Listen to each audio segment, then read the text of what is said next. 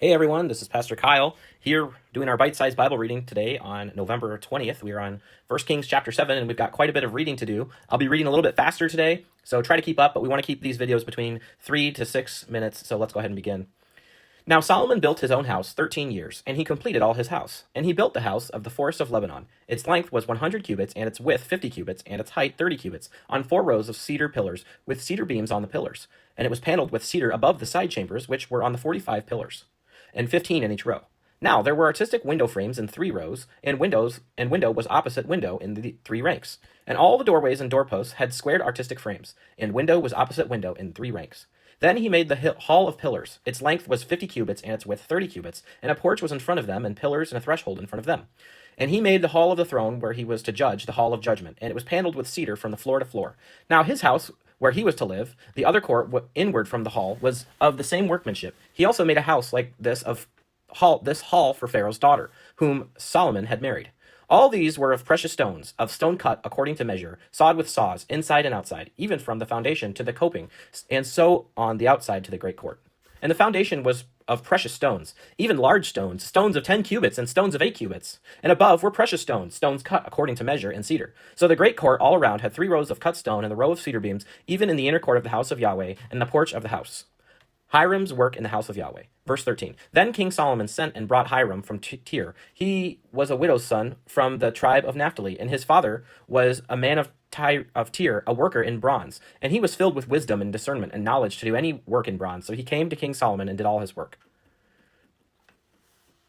And he fashioned the 2 pillars of bronze. 18 cubits was the height of one pillar, and a line of 12 cubits measured the circumference of both. He also made 2 capitals of molten bronze to set on the tops of the pillars. The height of the one capital was 5 cubits, and the height of the other capital was 5 cubits. There were nests of network and twisted threads of chainwork for the capitals, which were on the top of the pillars, 7 for the one capital and 7 for the other capital. So he made the pillars in 2 rows around on the one network to cover the capitals which were on the pomegranates, and so he did for all the other capital. Now the capitals which were on top of the pillars in the porch of the lily design, 4 cubits, and there were capitals on 2 pillars, even right above the rounded projection, which was on the one side of the network, and the pomegranates numbered 200 in rows around both capitals. Thus he set up pillars to the porch of the nave. And he set up the right pillar and named it Joshin, and set up the left pillar and named it Boaz. And on the top of the pillars was lily design. So the work of the pillars was finished.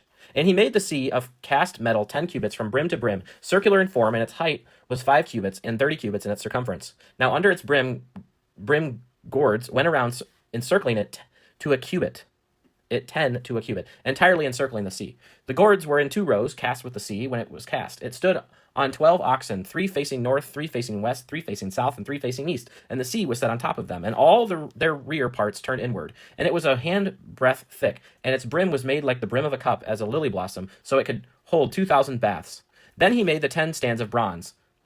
The length of each stand was 4 cubits, and its width 4 cubits, and its height 3 cubits. Now this was the workmanship of the stands. They had borders, even borders between the frames, and on the borders, which were between the frames, were lions, oxen, and cherubim. And on the frames there was a pedestal above, and beneath the lions and the oxen were wreaths of hanging work. Now each stand had 4 bronze wheels with bronze axles, and its 4 feet had supports. Beneath the laver were cast supports with wreaths at each side, and its openings inside the capital of the top was a cubit, and its opening was round like the workmanship of a pedestal, a cubit and a half, and also on its opening there were engravings, and their borders were square, not round. And the 4 wheels were underneath the borders, and the axles of the wheels were on the stand, and the height of a wheel was a cubit and a half. Now the workmanship of the wheel was like the workmanship of a chariot wheel. Their axles, their rims, their spokes, their hubs were all cast. Now there were 4 supports at the 4 corners of each stand. Its supports were part of the stand itself, and on the top of the stand there was a circular form half a cubit high, and on the top of the stand its stays and borders were part of it. And he engraved on the plates of its stays and on borders cherubim, lions, and palm trees, according to the clear space on each, with wreaths all around. He made the 10 stands like this. All of them had 1 casting, 1 measure, and 1 form. He also made 10 lavers of bronze. 1 laver held 40 baths. Each laver was 4 cubits, and on each of the 10 stands was 1 laver. Then he set the stands 5 on the right side of the house and 5 on the left side of the house, and set the sea of cast metal on the right side of the house toward the south. And Hiram made the lavers and the shovels and all the bowls. So Hiram completed doing all the work that he did for King Solomon in the house of Yahweh. The 2 pillars and the 2 bowls of the capitals, which were on the top of the 2 pillars, and the 2 networks to cover the 2 bowls of the capitals, which were on the top of the pillars, and the 400 pomegranates for the 2 networks, 2 rows of pomegranates for each network to cover the 2 bowls of capitals, which were on the top of the pillars, and the 10 stands, which are on the 10 lavers, and the one sea, and the 12 oxen under the other sea. And the pots, and the shovels, and the bowls, and all these utensils which Hiram made for King Solomon in the house of Yahweh were polished of bronze. On the plain of the Jordan the king cast them in the clay ground between Succoth and Zathron. And Solomon left all the utensils unweighed, because they were too many. The weight of the bronze could not be found. Solomon also made all furniture which was in the house of Yahweh, the golden altar and the golden table on which was the bread of the presence, and the lampstands, 5 on the right side and 5 on the left, of the inner sanctuary, of pure gold, and the flowers, lamps, and tongs of gold. And the cups of the snuffers, and the bowls of the spoons, fire pans of pure gold, and the hinges both for the doors of the inner house and the holy of holies, and for the door of the house that is the nave of gold. And thus all the work that King Solomon did in the house of Yahweh was finished. And Solomon brought these things, set apart as holy by his father David, the silver and the gold and utensils, and he put them in the treasuries of the house of Yahweh. Alrighty, everyone. For my summary here, I'm just going to say that Solomon builds his own house and finishes the Lord's house. I know that was fast and a lot of reading, but we just had to get through that. So appreciate you all signing in today. And if I could encourage you, I would encourage you to be thinking about, why are all of these measurements so intentional? Maybe look into that and see what you can find. All right, have a good day.